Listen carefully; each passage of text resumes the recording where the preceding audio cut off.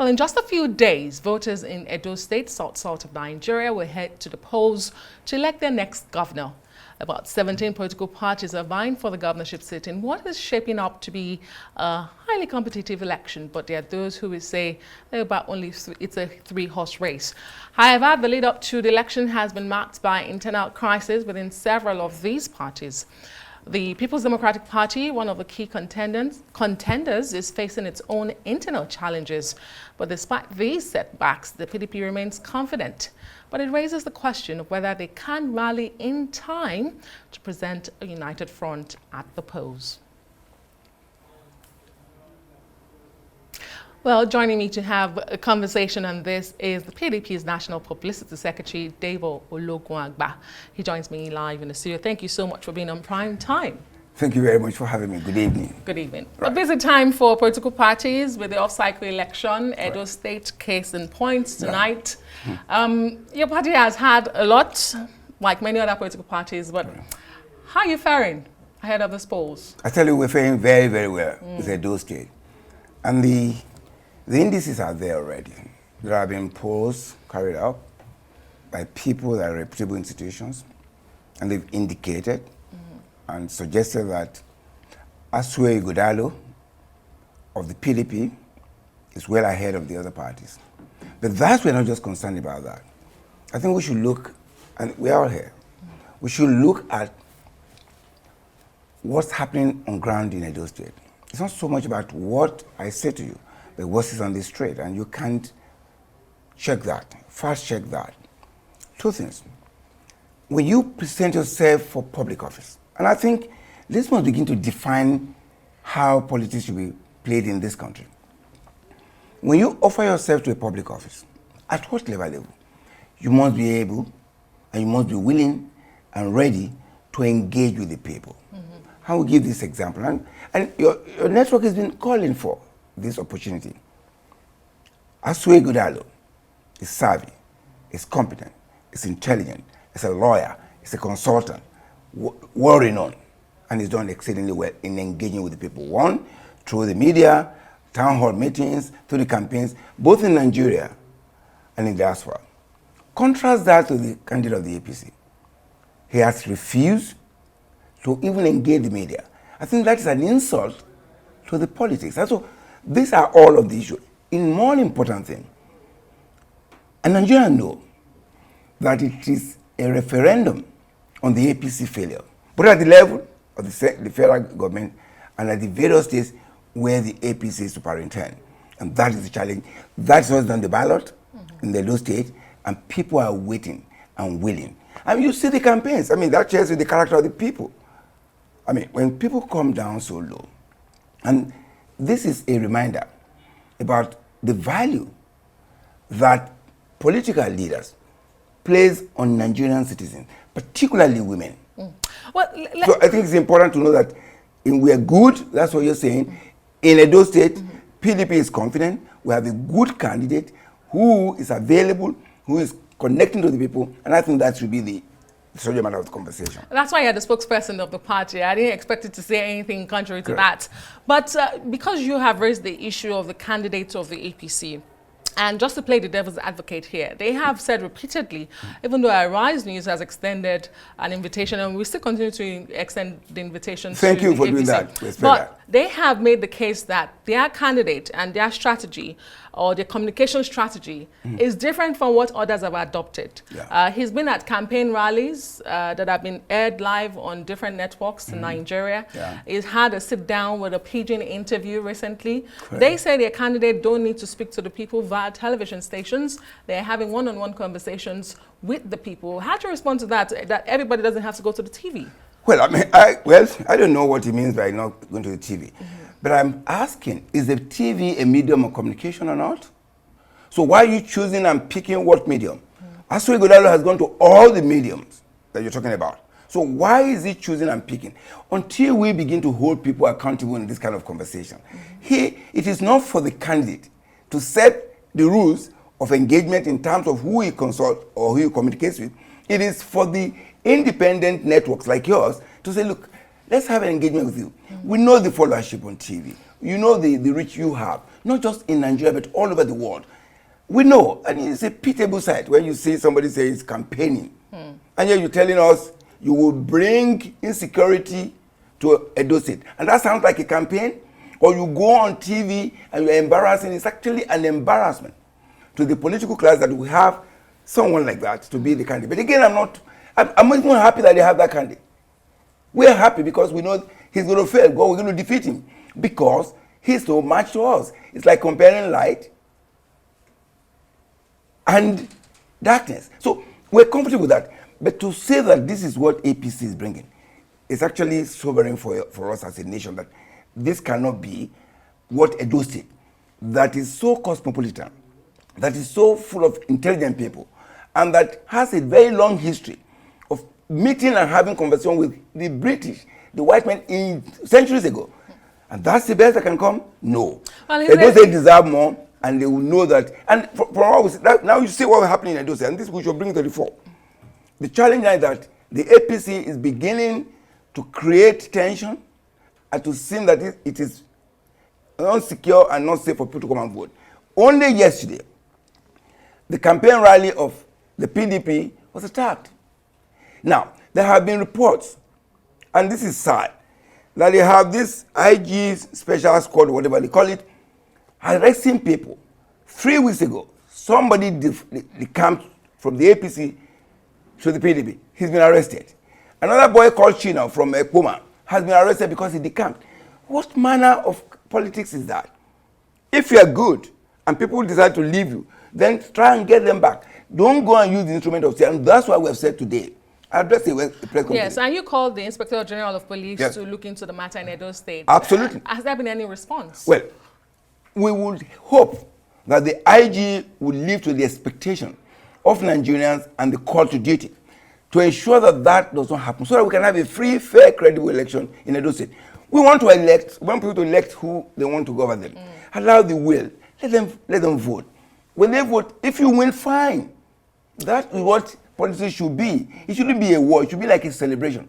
But in Edo State, I think the president has enough of the headaches. He shouldn't add Edo State to it, to the basket. Well, you paint a united picture of PDP in Edo State, but you know there are those who will say, political watchers will say that's not really the picture on ground. I mean, for instance, today we saw, although your party will say you've suspended or expelled, we saw the former deputy governor Shuaibu, you know, at the APC campaign, and he's been doing that a lot.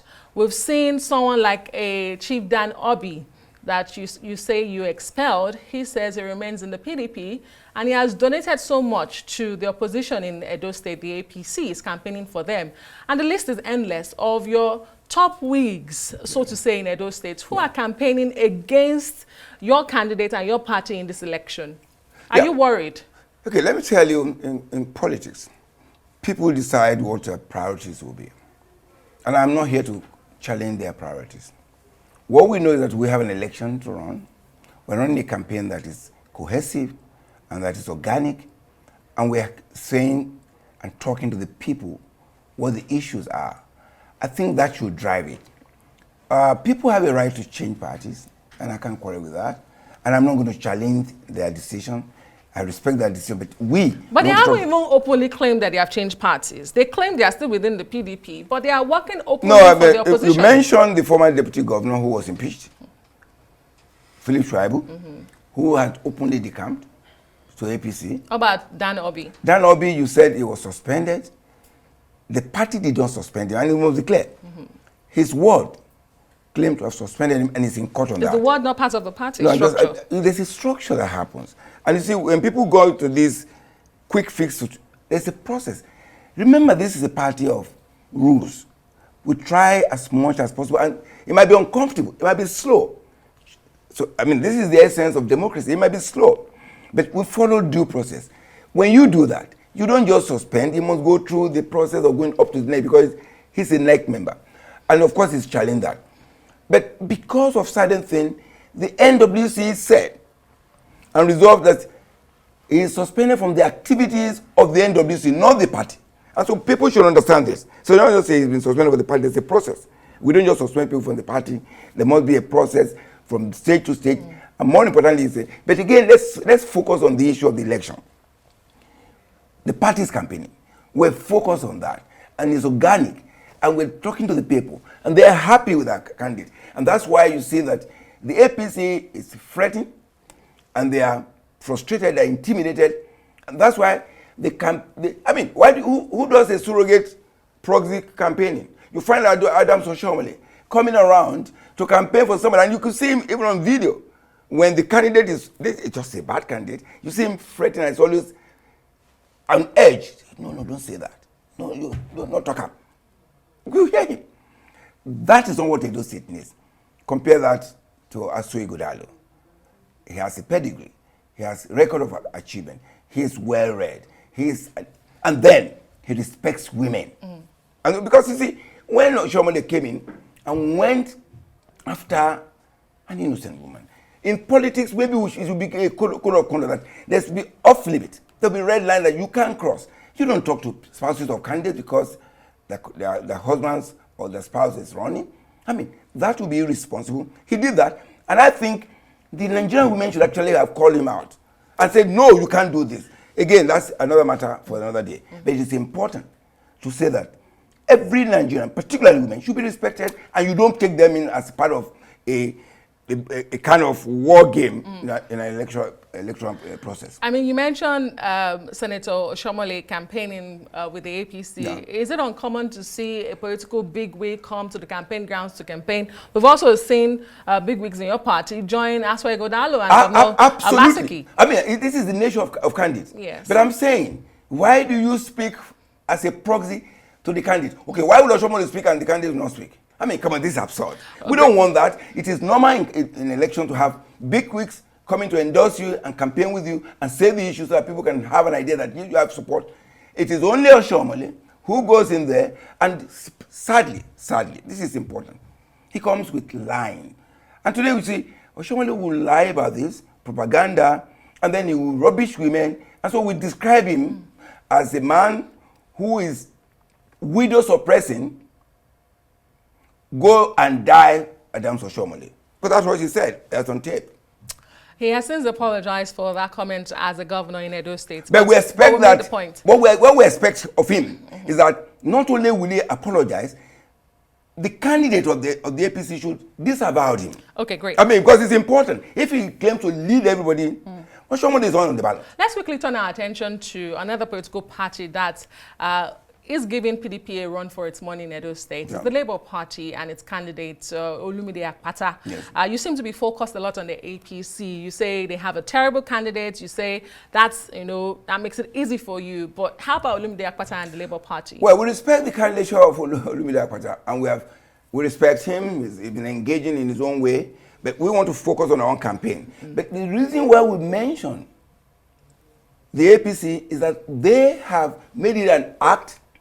And they have consistently shown that to ensure and to make sure that they disrupt the electoral process. That's why we're concerned about that. And we have just reported the fact that so many members of our party have been detained, harassed on a daily basis, even up till now. So for us, what is important is to focus on that and then tell the president and tell INEC. I give you this. We have information, confirmed information, that SPOs that were employed and deployed to Edo State are from Imo State, or majority of them.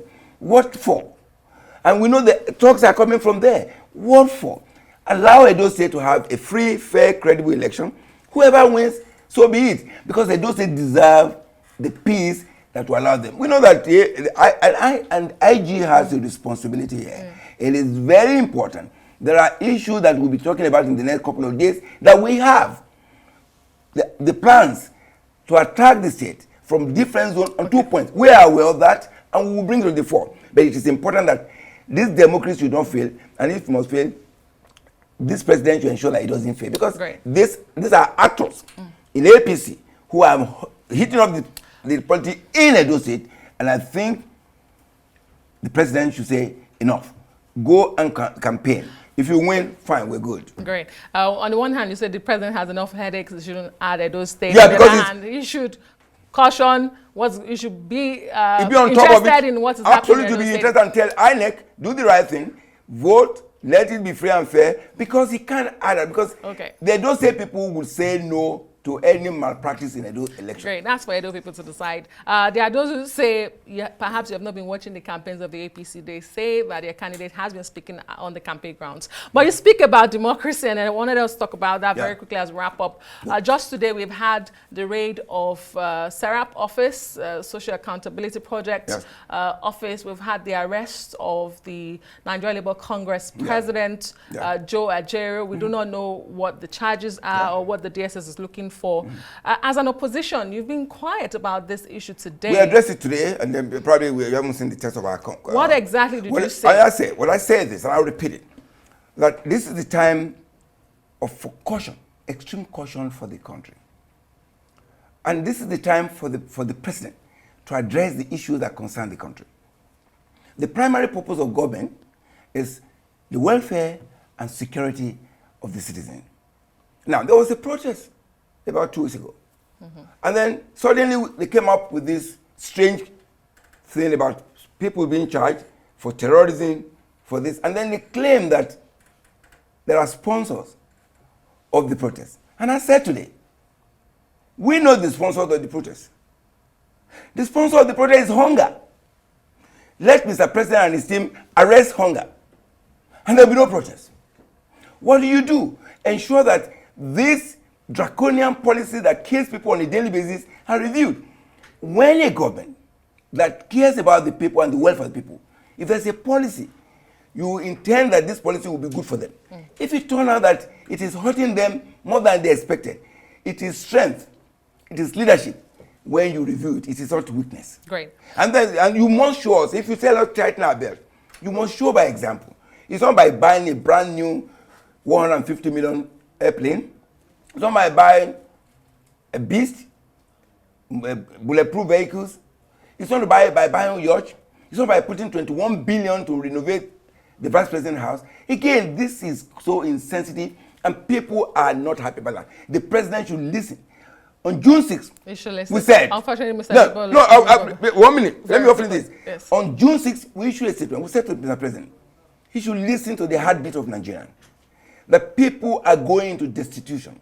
And that the anger of hungry people can better be imagined. He should take that and work on that.